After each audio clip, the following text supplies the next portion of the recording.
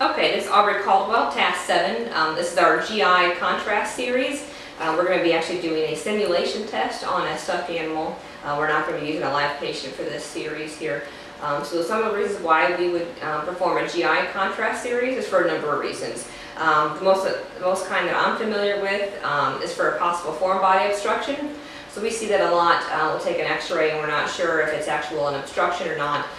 So we can give the barium, and then we would take the barium, we give the barium and we take an x-ray, and then we would see through the course of several different films if the barium is passing through the gastrointestinal tract.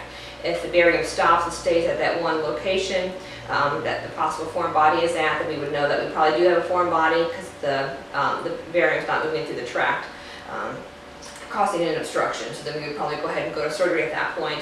There's a number of other reasons why we would perform the GI contrast series. So look at the esophagus is one. Then we can also perform this to look at the small intestine or the large intestine or the stomach as well. So we could look at motility in general if we are concerned about any kind of mass or any other kind of blockage too. So there's a number of different reasons why we would perform this task. The one that I'm the most familiar with is to see if we have a possible foreign body obstruction.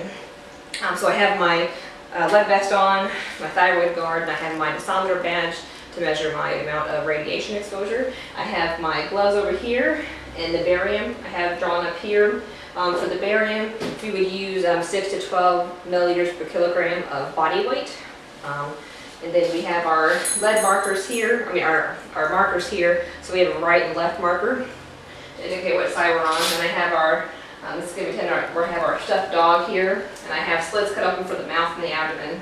And then we have a 1-inch roll of tape, and we use this to hold the dog's mouth open, and then we'll insert our tube through this down the esophagus. And we want to make sure that we are in the esophagus, not the trachea. How we would do that is that we would, of course, visualize the trachea, look at the arytenoid cartilage, make sure that we are not in that, we're on the side of that. And so those are ways that we would know that we're in the esophagus, not the trachea. So I'll go ahead and put that back in our mouth here. And then I have our tube as well here. And I already pre-measured, but I'll go ahead and show you how I measured for this here. We're going to measure from the tip of the canine down to the 12th rib. And we do that to make sure that, of course, with a diseased gastric wall, we don't want to perforate or cause any more damage. So we go ahead and pre-measure that way. We know exactly where to stop. And that way we have the tube at a sufficient length. So we have tip of the canine here, and then we would just estimate about where that last rib would be. Okay, so it's about there, so we put the tape on like I did here. So we have the tape there, and then we'll insert the tube up into the tape to the dog, and then we would give our barium. But I also have a paper towel over here with lubrication on there. I'm going to lubricate the end of the tube before I do insert it into the dog. And so when we do this, we normally take an x-ray immediately after giving the barium. Then we also do it at 15, 30, 45, 60 minutes, and then we can even do it at 90 minutes and 180 minutes if we need to. So I'm just going to finish getting this set up here. Okay, so we want to make sure everything is set up as much as we can before we actually take the x-rays. We're going to take a left lateral, a right lateral, and then a ventral dorsal view of our patient here. Okay. So I'm going to go ahead and put on my lead gloves here. And I'm just going to make sure that we are accommodated the right way here. We're going to first start off with our right lateral. I'm going to take our right marker and put it in the view here. Okay. All right, so we have that. Okay, what we actually do is we kind of sit the patient up sternally, even, and then we give the barium. So I'm going to go ahead and lubricate the end of my tube here. Okay. Open the patient's mouth, and we have a holder here, of course. And then just going to make sure that, like I said, we're not going into the trachea, but we are actually going into the esophagus.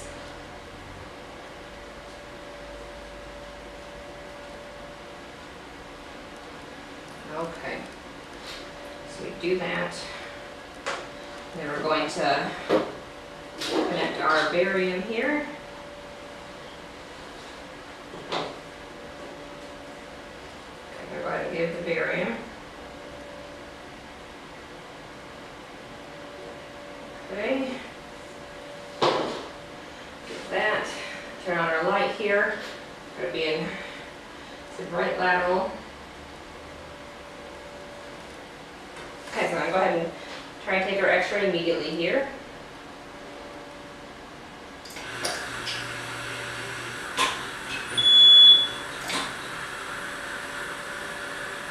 Okay.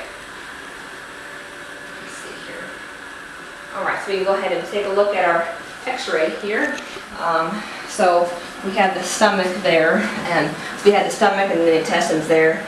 Then we have our right marker down in the bottom view there. But you can see that white opacity, that is where our barium would be, and then you'd see everything else, and the coxofemoral joints would be about right here. So we have that. And then now we're going to go ahead and take our next view here.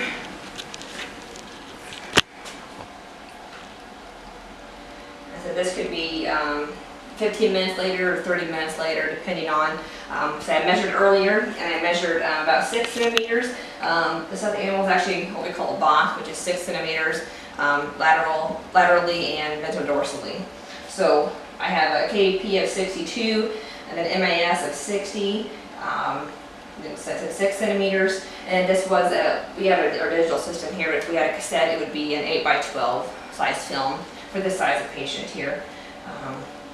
Okay, so for the next one, we're going to do a left lateral. So I'm going to put the left marker here on the other side.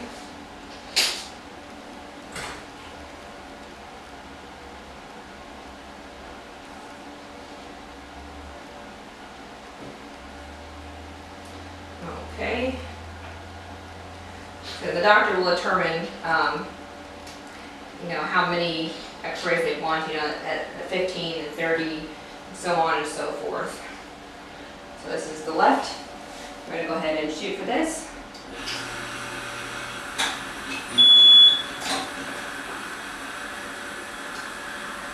Okay, so this is our next one here. So we could even say that, it could be moving through. You can see it's a very nice size stomach there that we made. Then we have our left marker at the top here. The coxofemoral joints again would be about up here. So we're going to move to our VD view next. And like I said, I measured earlier, and we're still at 6 centimeters. I don't have to change anything here for that. However, I do have to go back and say that we're going to do our VD view, because the other one was set for lateral. So I'm going to change our centimeters to 6.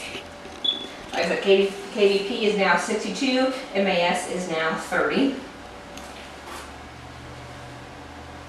Okay, and then we'll actually be, this is considered our right side over here, so I'm going to use the right marker again. And so this, the patient would be on their back.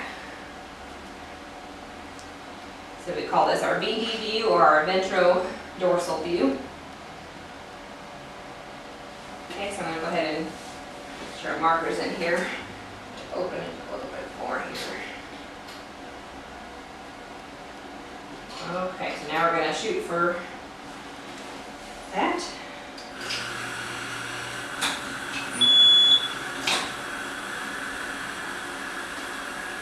Okay, and you can take a look at this x-ray here. So we have our ventrodorsal view, and here is our opacity here. So you can see we have our left lateral, right lateral, left lateral, and our VD view here.